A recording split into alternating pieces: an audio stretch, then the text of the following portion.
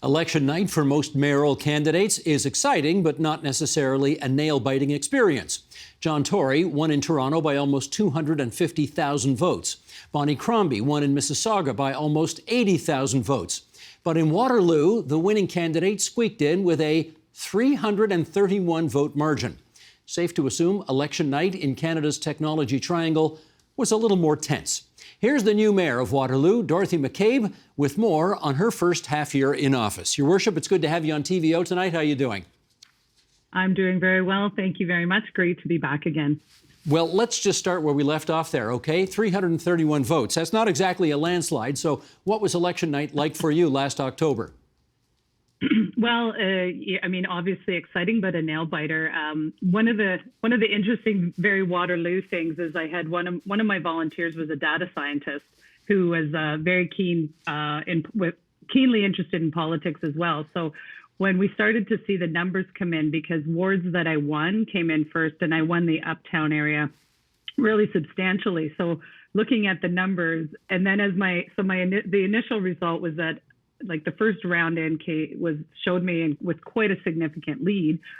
And then as other polls came in, it was starting to drop. So I contacted this volunteer and asked him, I'm like, so can you run the numbers quickly? You're a data scientist. Can you tell me, like, do you think, like, am I going to hold this or not? And he, about 5 minutes, called back and said, yeah, no problem. With this percentage turnout and this and all these criteria, he's like, yeah, she would have had to win the last reporting poll by 25%.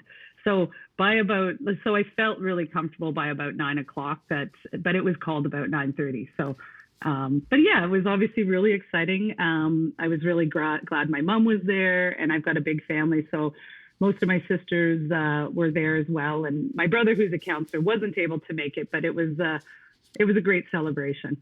Did your opponent call to concede? Yes. And how did that call go? It was very brief. Yes, there was, I would say, there was not the expectation that I was going to win. So, so mine was a bit of a come from behind, because I was working up until about August 12th or so. So I entered the race right before, like 4 or 5 days before the nomination period closed. So I had a lot of ground to make up.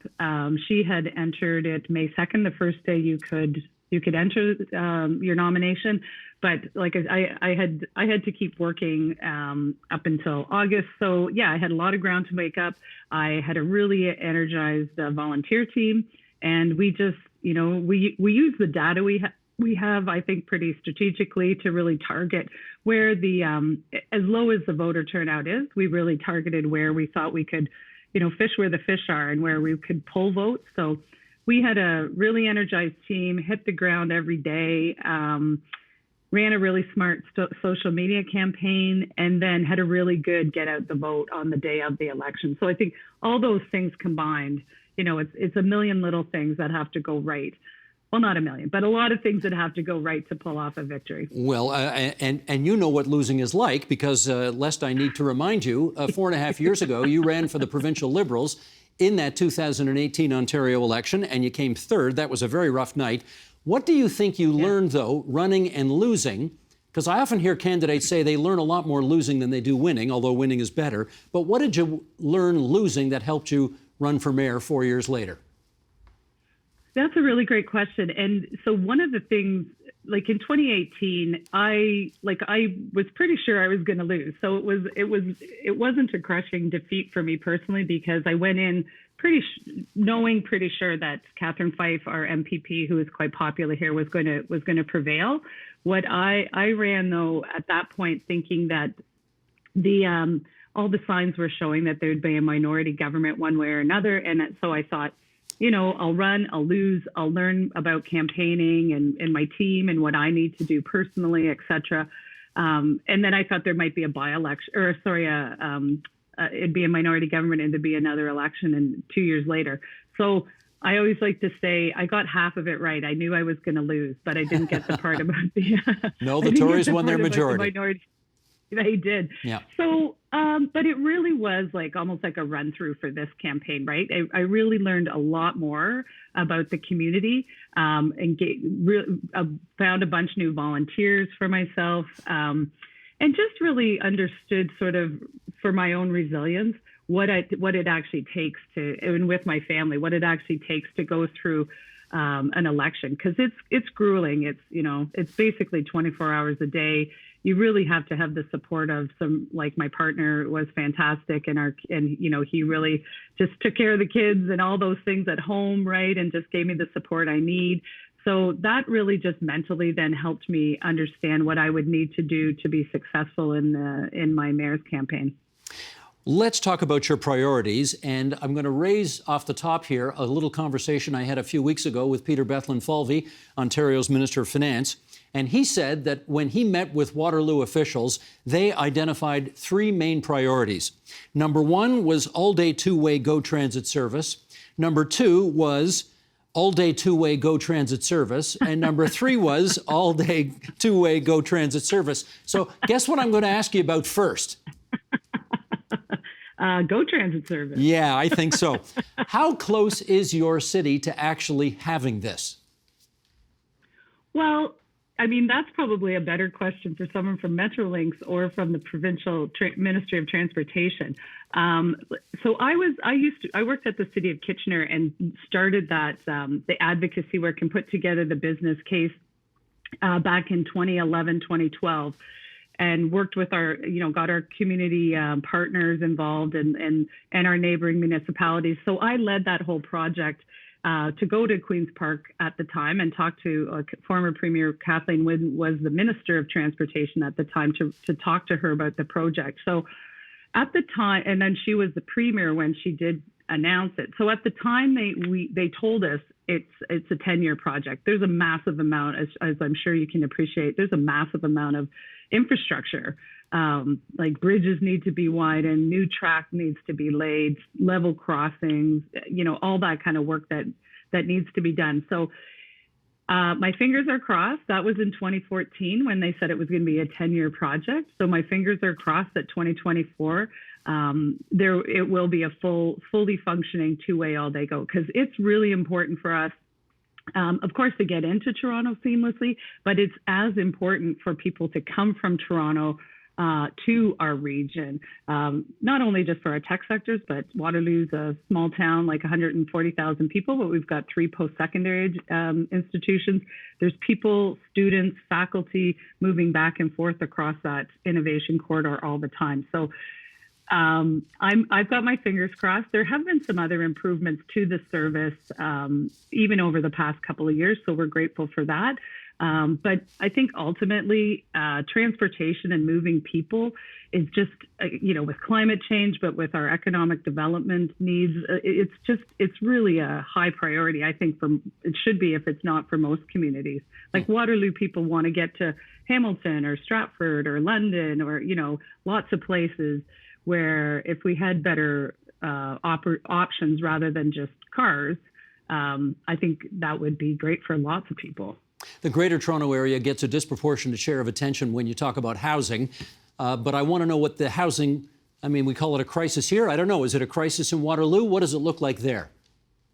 Oh, yeah, it's a challenge. Again, as I just said, we're 140,000 residents, but we have 3 post-secondary institutions, which are, we're extremely grateful and fortunate to have. They add a great deal to our community, but they also bring approximately 65,000 students to our community. So that puts a tremendous amount of pressure on our housing stock, particularly since universities and the college haven't built a new residence in years. The University of Waterloo is in the process of finalizing design for a new one, but it's been years in between. So we for 10 plus years with our strategic plan, we've been very much growing up. Waterloo, or growing in height. Growing in height. We've reached our land boundaries a few years ago. So with our light rapid transit system, and we've been focusing on intensification. So we know the province obviously has their new targets. We will easily meet those targets within 10 years. We've got about 20 maybe 22,000 housing units at some point in our development pipeline. I think we're no different than most cities. I mean, we're a city that's growing. We're a city that's very vibrant. We're a city with a ton of potential. So we're a city that attracts a lot of new residents, but also students, and we want to keep them in our community when they do graduate. I may be wrong about this, but I checked the list of MPPs at Queen's Park, and I don't think you've got a cabinet minister from the Kitchener, Waterloo, Cambridge area in this current government. And your part of Ontario almost always does have at least somebody, at least one person in the cabinet. Do you think it will be more difficult to get stuff done given that reality? Well, I mean, we haven't, in Waterloo, we haven't had a cabinet minister in Waterloo since Elizabeth Whitmer. So that goes back a few years. But we've still been able to, partly through the strength of the mayor in the office, but also working with our associations and working with our other municipalities. And working with the government members we do have. I still think we're able to get what we need and certainly communicate what Waterloo needs and Waterloo Region needs. Regional Chair Karen Redmond, she's a very seasoned politician, and she's very involved with, AMO. She's on the MOU table. She's the chair of Marco. So, I mean, particularly through her, I stay in close contact with her as a regional councillor as well. And so she understands Waterloo's needs, and, and I connect with the MPP, Mike Harris, when I can. And, just last week, was that last week or the week before, I guess, the Premier Ford was here and I had a chance to sit down with him. So I think we're a big enough community and an important enough community, and a community, as I said, that's really on the move, that they know they have to pay us at least some attention. Gotcha. I want to, in our last minute and change here, show you a picture that goes back almost 65 years. This is in Waterloo when Queen Elizabeth, who obviously was a very young woman at the time, came and made an official visit. And that person to her right is the mayor of Waterloo with the chain around his neck, the chain of office. And I'm not going to play 20 questions with you here, but I just thought you might like to know that guy's name was Harold Paikin. My cousin was the mayor of Waterloo 65 years ago. And I guess my last question is, there's supposed to be, I mean, I haven't been there in years, so I don't know if it's still there, but there's supposed to be a wall at City Hall with the pictures of all of the former mayors on it. And I want to know for sure whether Harold Paikin's picture is still on the wall at City Hall. That's what I want to know. If you've got a few more minutes, I'll go walk down the hall and take a look. I'm sure it's still there. That's wonderful. I didn't realize we had that connection. That's fantastic. I think he was the mayor. I'll text Stephen. I'll let you know. Please do. I think he was the mayor, I think, in the late 50s, early 60s for I think just one term. But his picture's up in my office, and now a few more people will know about it too. So there, I've done the job for my family. There we go. Well, anytime you want to come back to Waterloo or move to Waterloo, I know you love you love Hamilton, but we've got room for you in Waterloo, Steve. That is good to know. Your Worship, it's great for you to spend so much time with us tonight here on TVO. Thanks very much, and I'm sure we'll talk again down the road. I look forward to that. Thank you, Steve. The Agenda with Steve Paikin is made possible through generous philanthropic contributions from viewers like you. Thank you for supporting TVO's journalism.